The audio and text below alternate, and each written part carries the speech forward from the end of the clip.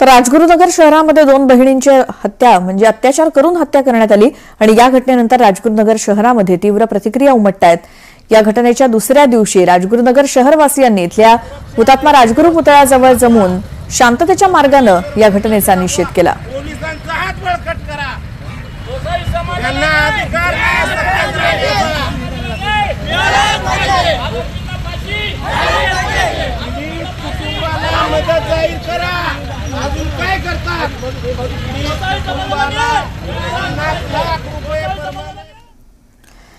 तर राजगुरुनगर प्रकरणी राज्य महिला आयोगाच्या अध्यक्षा रुपाली चाकणकर यांनी पुणे जिल्हा पोलीस अधीक्षक पंकज देशमुख यांची भेट घेतली। या हत्या प्रकरणाची त्यांनी पोलीस अधीक्षकांकडून माहिती घेतली।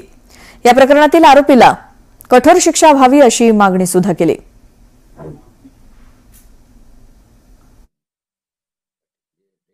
अतिशय कठोर अशी ही अंमलबजावणी ही पीडितेला तातडीने न्याय देत असताना आरोपीला शिक्षा व्हावी, कायद्याच्या चौकटीतून ही प्रक्रिया होत असताना बीएनएस मध्ये क्रमांक 5 चे प्रकरण आहे ज्यामध्ये बालक आणि महिलांवरील अत्याचाराच्या संदर्भात कठोर कारवाई केलेली आहे आणि म्हणून मला असं वाटतं बीएनएसच्या अंतर्गत हे सगळे गुन्हे दाखल झालेले आहे आणि या गुन्हे दाखल होत असताना आरोपीला कठोर शिक्षा होईल।